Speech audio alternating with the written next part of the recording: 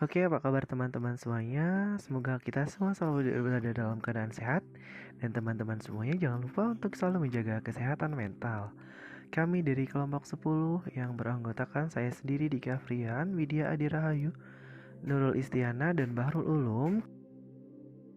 Kali ini kami akan menyampaikan kepada teman-teman semua berkaitan dengan mental breakdown.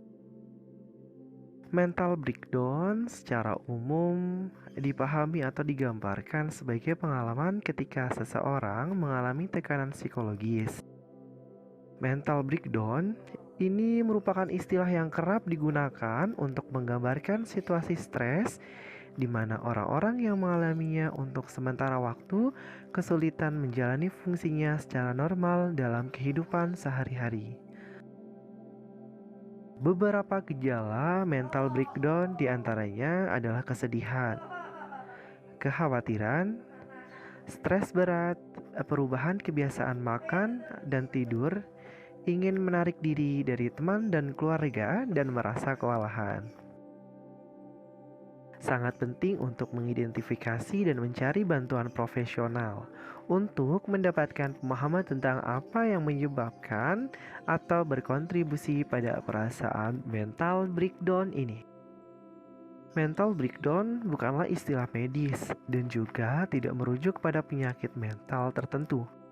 Meski begitu, mental breakdown bukanlah respon yang normal atau sehat terhadap stres. Beberapa peristiwa besar dalam hidup dapat menyebabkan seseorang merasakan apa yang disebut mental breakdown, seperti kondisi medis kronis, kurang tidur, peristiwa traumatis, kehilangan keluarga, stres di tempat kerja, atau masalah keuangan. Pandemi COVID-19 memasuki tahun kedua dengan adanya berbagai varian virus, termasuk varian dapat yang menyebar lebih cepat seperti varian Delta, dan akhir-akhir ini ada varian COVID Omicron yang memang lebih berbahaya dan mungkin lebih cepat penyebarannya. Efek domino pandemi COVID-19 juga berdampak nyata pada kesehatan mental. Situasi ini juga memicu mental breakdown pada sebagian orang. Beberapa pemicu mental breakdown antara lain tragedi mendadak, perubahan hidup yang besar, stres yang berkelanjutan di tempat kerja atau burnout, kecemasan, depresi, pola tidur yang buruk, mengalami pelecehan, dan masalah finansial. Para peneliti di seluruh dunia terus menyelidiki penyebab dan dampak dari stres ini. Dan beberapa peneliti khawatir bahwa penurunan kesehatan mental akan bertahan lama, bahkan hingga setelah pandemi mereda. Lebih dari 42% orang yang disurvei oleh Biro Sensus Amerika Serikat pada bulan Desember, mereka mengalami peningkatan kecemasan atau depresi sekitar 11% dari tahun sebelumnya. Data dari survei lain menunjukkan bahwa gambarannya serupa di seluruh dunia dan ini patut menjadi perhatian. Pandemi COVID-19 ini sangat berdampak besar bagi kesehatan mental teman-teman semua. Dengan perubahan aktivitas seperti sekolah jadi sekolah di rumah, sekolah online maksud saya, pembelajaran daring atau dalam jaringan, pembelajaran melalui virtual, melalui Zoom, Google Meet. Mungkin itu adalah hal yang baru bagi pendidikan di Indonesia, terutama pada jenjang pendidikan SD, SMP. Hal itu akan menyebabkan dampak stres bagi sebagian orang yang belum siap menghadapi hal tersebut. Maka dari itu, dengan adanya pandemi COVID-19 ini, kita harus belajar untuk beradaptasi dengan cepat dengan lingkungan yang baru, dengan kondisi yang baru. Karena apabila kita tidak memiliki kesiapan secara mental, kita akan mengalami stres, khawatir atau cemas yang sangat tinggi, burnout, dan masalah kesehatan mental lainnya seperti mental breakdown. Kesehatan mental ini hal yang sangat penting untuk perlu diperhatikan bagi semua manusia. Karena apa? Dengan kesehatan mental yang baik, kita mampu menjalani kehidupan ini dengan baik pula tanpa ada gangguan sedikit pun. Dengan cara kita bisa selalu memperhatikan kesehatan mental, selalu mencintai diri kita sendiri, self love, menghargai apa yang telah kita lakukan. Kita melakukan healing untuk refresh diri kita agar bisa lebih baik dan berkembang dengan baik pula di situasi atau pandemi COVID-19 ini. Isu kesehatan mental mungkin bagi sebagian orang belum terlalu diperhatikan, terutama mungkin di Indonesia ini isu kesehatan mental mungkin sangat kurang. Karena menurut sebagian orang, kesehatan mental tidak terlalu penting untuk diperhatikan. Maka dari itu, mulai sekarang, mulai detik ini, teman-teman semua dan saya pribadi harus selalu menjaga kesehatan mental agar kehidupan kita bisa terus berjalan secara efektif tanpa ada gangguan apapun, atau kita akan mengalami KST, kehidupan efektif sehari-hari yang terganggu. Karena itu akan berdampak bagi kehidupan kita, pada karir kita, pendidikan kita, bahkan hubungan kita dengan sesama manusia. Maka dari itu, kesehatan mental sangat penting untuk diperhatikan.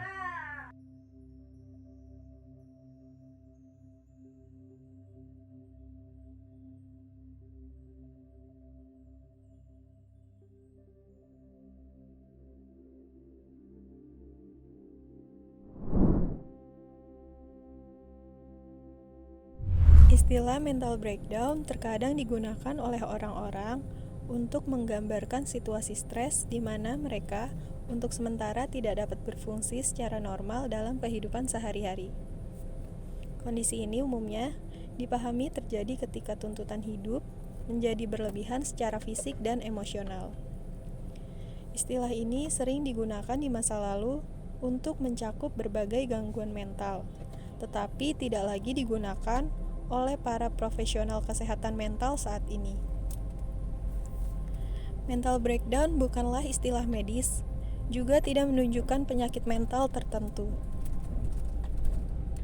Tetapi, hal ini tidak berarti mental breakdown adalah respon normal atau sehat terhadap stres. Mental breakdown digunakan oleh banyak orang untuk menggambarkan gejala stres yang intens dan ketidakmampuan untuk mengatasi tantangan hidup. Apa yang orang lain lihat sebagai mental breakdown juga bisa menjadi penyakit mental yang tidak terdiagnosis. Mental breakdown dapat mengindikasikan masalah kesehatan mental mendasar yang membutuhkan perhatian seperti depresi dan kecemasan. Gejala mental breakdown. Saat mengalami mental breakdown, kamu mungkin mengalami beberapa gejala fisik, psikologis, dan perilaku. Gejala mental breakdown bervariasi dari orang ke orang. Penyebab yang mendasarinya juga dapat mempengaruhi gejala apa yang akan dialami. Karena istilah ini tidak lagi digunakan dalam komunitas medis, mental breakdown telah dijelaskan dengan menggunakan berbagai macam gejala. Melansir dari healthline.com, berikut gejala mental breakdown yang paling umum. Yang pertama ada gejala depresi, seperti kehilangan harapan, serta timbulnya pikiran untuk bunuh diri atau melukai diri sendiri. Yang kedua adalah kecemasan dengan tekanan darah tinggi, otot tegang, tangan berkeringat, pusing, sakit perut, dan gemetar. Yang ketiga ada insomnia. Yang keempat halusinasi. Yang kelima, perubahan suasana hati yang ekstrim atau ledakan emosi yang tidak dapat dijelaskan. Yang keenam, serangan panik yang meliputi nyeri dada, keterpisahan dari kenyataan dan diri sendiri, ketakutan ekstrim, dan kesulitan bernapas. Yang ketujuh, paronia, seperti percaya seseorang sedang mengawasi atau menguntit kamu. Dan yang terakhir adalah kilas balik peristiwa traumatis yang dapat menunjukkan gangguan stres pasca trauma atau PTSD yang tidak terdiagnosis. Orang-orang yang mengalami gangguan saraf juga dapat menarik diri dari keluarga, teman, dan rekan kerja. Tanda-tanda penarikan tersebut meliputi: yang pertama, menghindari fungsi dan keterlibatan sosial; yang kedua, makan dan tidur tidak nyenyak; yang ketiga, tidak bisa menjaga kebersihan; yang keempat, izin sakit saat bekerja selama berhari-hari atau tidak muncul untuk bekerja sama sekali; dan yang terakhir adalah mengisolasi diri di rumah. Ciri-ciri mental breakdown. Menurut Medical News Today, tidak ada ciri-ciri mental breakdown yang jelas, selain kesulitan atau ketidakmampuan untuk berfungsi secara normal.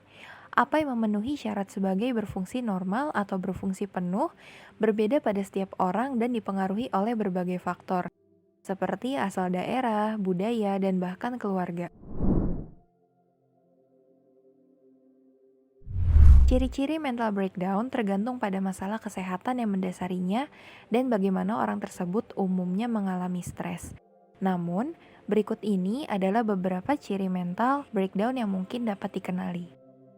Yang pertama, merasa cemas, depresi, menangis, atau mudah tersinggung. Yang kedua, merasa lelah secara emosional dan fisik.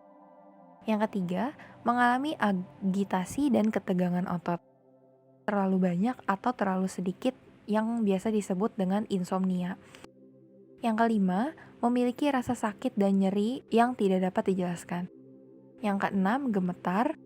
Yang ketujuh, merasa tidak berdaya, putus asa, dan memiliki harga diri yang rendah. Kedelapan, bergerak atau berbicara lebih lambat dari biasanya. Kesembilan, menarik diri atau menghindari situasi sosial rutin. Dan yang kesepuluh, sering absen bekerja atau sekolah karena sakit atau melewatkan janji. 11. Mengabaikan atau lupa makan dan mandi. 12. Kurang motivasi dan minat. 13. Mengalami kesulitan bergaul dengan atau menoleransi orang lain. Lalu selanjutnya, kehilangan minat pada seks. Lalu mengalami kesulitan berpikir, fokus, atau mengingat. Memiliki indikasi fisik dari respons fight or flight ketika sebetulnya tidak ada ancaman seperti mulut kering dan berkeringat. Memiliki gejala kardiovaskular seperti detak jantung yang cepat atau tidak teratur. Lalu mengalami infeksi yang lebih sering karena stres dapat mempengaruhi sistem kekebalan tubuh. Lalu mengalami perubahan nafsu makan dan berat badan. Mengalami gejala gastrointestinal. Memiliki pikiran untuk bunuh diri atau berpikir untuk melukai diri sendiri. Beberapa orang juga mungkin mengalami ciri-ciri mental breakdown seperti psikosis yang mungkin melibatkan halusinasi, paranoia, delusi, dan kurangnya wawasan.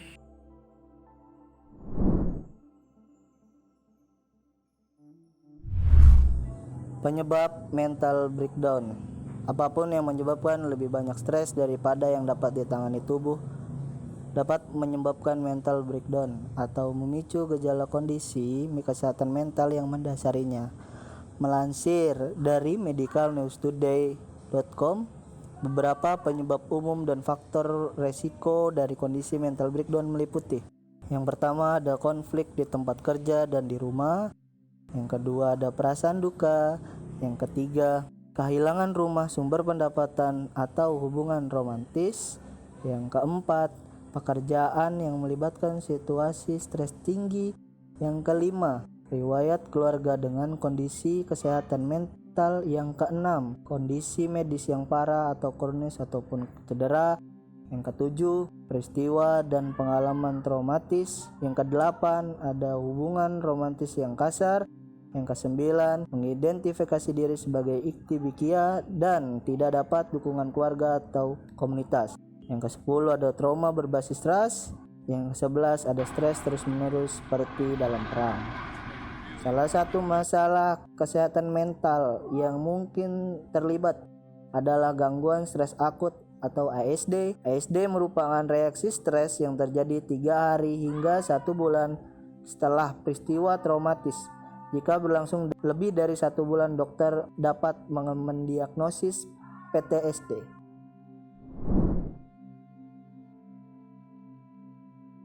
D. Cara mengatasi mental breakdown. Penting untuk dicatat bahwa mental breakdown bisa menjadi tanda kondisi gangguan pada kesehatan mental, sehingga penting bagi penderita untuk mencari bimbingan profesional. Berikut beberapa rekomendasi cara mengatasi mental breakdown yang bisa dilakukan. Yang pertama, carilah bantuan profesional kesehatan mental seperti psikolog, psikiater, pekerja sosial klinis berlisensi atau terapis pernikahan dan keluarga berlisensi. Temukan seorang profesional yang diajak bicara jika Anda merasa gejala yang Anda alami tidak terkendali atau memengaruhi hubungan, pekerjaan, ataupun sekolah. Yang kedua, tidur teratur setiap malam. Para ahli merekomendasikan untuk tidur setidaknya 8 jam dan tidak kurang dari 6 jam. Berusahalah untuk mengembangkan jadwal tidur yang memiliki waktu tidur dan waktu bangun yang ditargetkan. Persiapan untuk tidur Anda setidaknya 30 menit sebelum tidur. Temukan rutinitas persiapan sebelum tidur yang mencakup menyikat gigi, mengganti piyama, dan mematikan semua perangkat elektronik. Yang ketiga, berolahraga setidaknya 3 kali seminggu selama setidaknya 30 menit setiap kali. Yang keempat, hindari zat-zat yang dapat meningkatkan stres pada tubuh Anda seperti kafein, alkohol, dan obat-obatan. Yang kelima, gabungkan teknik relaksasi seperti mediasi, pernapasan dalam, dan imajinasi terbimbing. Ada banyak video dan sumber online tentang latihan terpadu yang akan membantu mengarahkan Anda pada praktik metode ini. Yang kelima, pertimbangkan metode penyembuhan alternatif seperti yoga, reiki, terapi somatik, akupuntur, atau pijat. Yang keenam, bicaralah dengan keluarga, teman, atau siapapun yang dapat Anda percayai. Biarkan mereka tahu bagaimana perasaan Anda sendiri.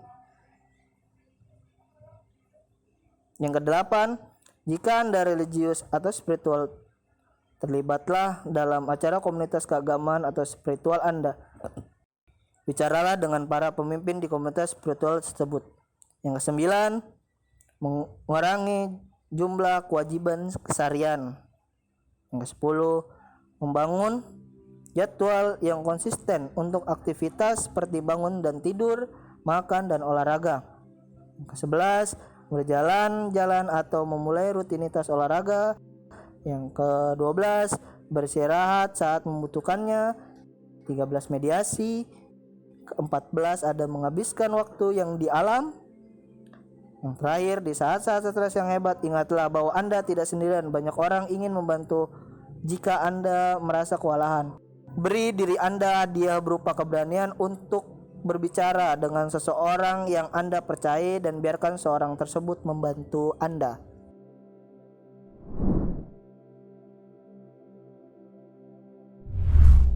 Aku bukannya gak bersyukur sama apa yang aku punya. Tapi aku udah capek sama semuanya. Sekeras apapun aku berusaha, rasanya sulit banget untuk bisa bersyukur. Aku kesepian, sedih, gak berharga. Dan aku cuma bisa nangis dan nangis. Aku gak tahu penyebabnya. Aku masih punya keluarga, teman yang banyak, karir yang kuimpikan. Tapi aku rasanya cuma hampa.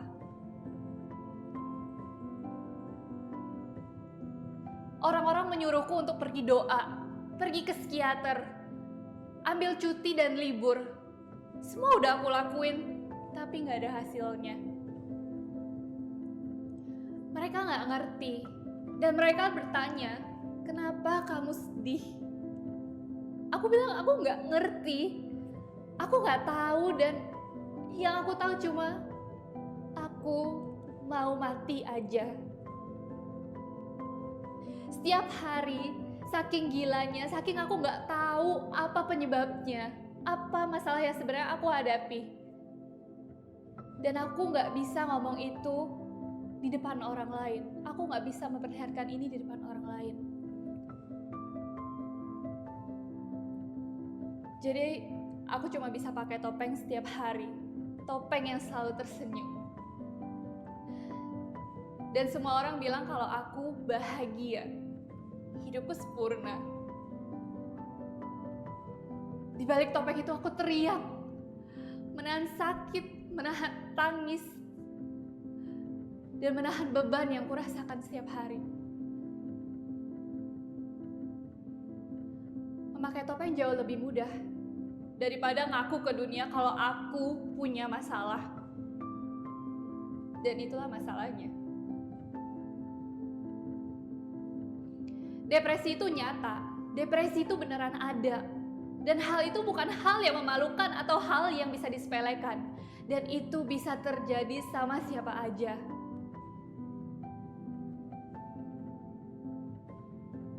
Mungkin sekarang kamu lagi ngerasa sedih, kamu ngerasa tertolak, kamu ngerasa kalau kamu gak ada harapan dan gak ada jalan keluarnya. Tapi aku sadar, kadang apa yang kita impikan, apa yang kita harapkan tuh gak sesuai dengan kenyataan. Dan itu bukan alasan untuk kita kehilangan harapan. Aku yakin, kamu atau aku pasti punya masalah. Kita semua punya masalah yang berbeda-beda. Tapi justru kamu adalah penyambung harapan bagi orang lain yang punya masalah kayak kamu.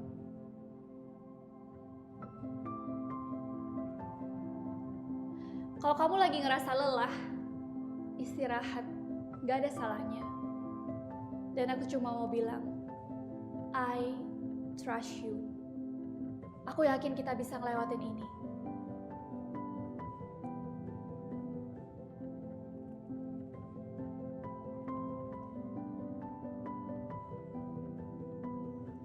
Saat kamu mulai merasa nggak berharga saat ini, justru kamulah yang punya tugas penting untuk dirimu dan orang lain.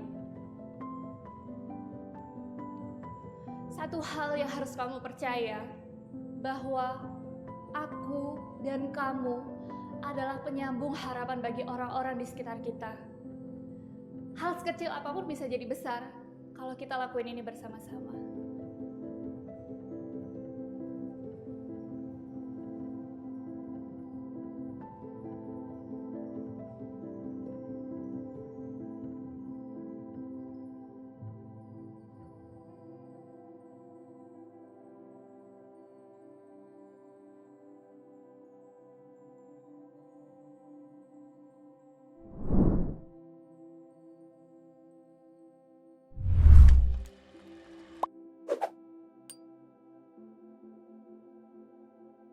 Beberapa tahun lalu, kita digegerkan dengan kasus bunuh diri beberapa orang terkenal, mulai dari vokalis band Chester Bennington sampai seorang DJ, Avicii. Bukan cuma itu aja, banyak juga kasus-kasus lain yang sempat viral. Contohnya saja seperti kasus bunuh diri yang direcord secara live via Facebook di tahun 2017. Dari sana, semua orang bertanya-tanya, kok bisa sih? Sebetulnya apa sih yang menyebabkan perilaku bunuh diri tersebut? Well, kalau kita ngomongin tentang sebab perilaku bunuh diri, alasan dan sebabnya itu bisa banyak banget. Makanya gue sendiri pun gak berani bilang dengan tegas terkait satu atau dua alasan utama yang bisa menyebabkan bunuh diri. Tapi, kalau ditanya tentang faktor apa aja yang meningkatkan risiko seseorang untuk bunuh diri, tentu gue punya jawaban untuk itu. Nah, dan kali ini gue mau ngomongin salah satu faktor risiko yang cukup berhubungan dengan bunuh diri, yaitu depresi. Depresi itu sebetulnya apa sih? Apa yang ngebedain depresi dengan sedih biasa? Kenapa sih depresi bisa mengakibatkan dampak yang sebegitu besarnya? Well, di video ini gue bakal bahas tentang pertanyaan itu. Kalau ngomongin tentang depresi, sebenarnya kita itu lagi ngomongin tentang mood disorder, atau kalau dalam bahasa Indonesianya gangguan mood. Jadi, depresi itu termasuk ke gangguan mood. Kenapa gangguan mood? Karena gini, kalau kita mengalami depresi, kita bakal mengalami gangguan yang berkaitan dengan mood kita. Jadi, depresi itu bakal ngaruh ke emosi yang lo rasain sehari-hari. Depresi juga bakal ngaruh ke gimana lo mengenali diri lo dan gimana persepsi lo ke orang-orang dan lingkungan di sekitar lo. Ketika depresi, kita itu bakal ngerasain perasaan yang jauh lebih negatif daripada kesedihan atau stres. Depresi itu bisa datang tiba-tiba dengan alasan yang gak jelas. Dan orang-orang yang merasakan depresi bakal ngerasa 1. Putus asa, 2. Ngerasa hidupnya itu dalam tanda kutip kosong, 3. Bakal ngerasa bersalah terus, 4. Ketika depresi, kita juga bakal kehilangan minat akan hobi dan kerjaan yang biasanya kita sukai. So, kalau dulunya misalnya lo suka main gitar, atau suka main futsal, atau suka main game, pas depresi, tiba-tiba lo akan kehilangan minat terhadap hal-hal tersebut. Selain itu, lo juga bakal susah tidur, lo bakal gak nafsu makan, dan lo juga kemungkinan bakal kehilangan energi. Dan yang parahnya adalah, semua ini terjadi dalam waktu lama. Jadi kalau misalnya cuma 1-2 hari, itu masih belum termasuk depresi ya. Karena di buku acuan gangguan mental, depresi itu hanya bisa didiagnosis cuman bisa dikatakan depresi ya, gejala-gejalanya ketika gejala yang lo rasain ini udah berlangsung selama waktu tertentu, biasanya sih 2 minggu atau lebih. Dampak yang cukup parah dari depresi adalah hal yang tadi udah kita bahas ya, yaitu keinginan untuk melakukan bunuh diri dan perilaku bunuh diri itu sendiri. Terus apa bedanya depresi sama kesedihan dan stres biasa? Kalau stres, kita udah pernah bahas sih di video sebelumnya. Lo bisa cek videonya di channel 1%. Udah gua taruh linknya juga di deskripsi. Tapi gini, intinya sih stres itu gak selalu buruk ya, dan stres itu dialami oleh semua orang di dunia ini setiap harinya. Kalau bedanya sama kesedihan biasa, yang paling ketara sih adalah waktunya. Kalau udah sedih dan ngerasain gejalanya lebih dari 2 minggu, patut dicurigai bahwa itu adalah depresi. Tapi kalau misalnya lo baru putus cinta, lo baru kena musibah, lo dapat nilai jelek, lo ditolak gebetan, dan lo sedih selama beberapa hari, ya mungkin kesedihannya masih normal. Karena ya itu emosi normal yang harusnya dialami oleh kita sebagai manusia. Gitu sih. Nah, hati-hati juga dengan diagnosis yang lo bikin sendiri. Selalu ingat bahwa yang bisa diagnosis depresi itu cuman ahlinya. Biasanya sih psikolog atau psikiater. Selama lo belum bisa dapat diagnosis dari profesional, jangan kasih stigma dulu ke diri lo sendiri. Kalau lo merasa terganggu dengan masalah lo, gak ada salahnya juga lo pergi ke profesional. Jangan khawatir juga kalau lo mengalami depresi, tenang, ini bisa ditangani. Depresi itu adalah salah satu gangguan kesehatan mental yang umum. So, lo gak sendiri mengalami ini. Yang penting ketika lo mengalami masalah, lo bisa melakukan beberapa tips umum ini. Lo bisa cerita ke temen lo bisa ke psikolog atau psikiater, lo juga bisa pakai cara-cara coping stres yang umum seperti baca buku self-help, meditasi, nyediain waktu sendiri, dan lain sebagainya ya. Hal-hal ini pastinya akan membantu lo buat jadi lebih baik. Dan 1% tentunya bakalan ngebantu lo juga dengan ngasih edukasi buat lo secara berkala di channel YouTube ini. Nah, kita semua itu bisa kena depresi kapan aja, bahkan tim 1% sekalipun. Makanya, lo juga bisa nih ngebantu menjauhkan tim 1% dari stres, sedih, dan depresi. Gimana caranya? Lo bisa kasih kepastian tentang apa yang lo mau, apa yang lo suka, dan apa yang perlu dikembangkan dari 1% dengan ngisi formulir yang udah gua taruh di comment section dan di deskripsi video. Dengan lo ngisi formulir itu, lo udah ngebantu 1% buat bikin konten yang lebih baik, lebih menarik, dan lebih bermanfaat buat lo. Jangan lupa like, comment, share, dan subscribe.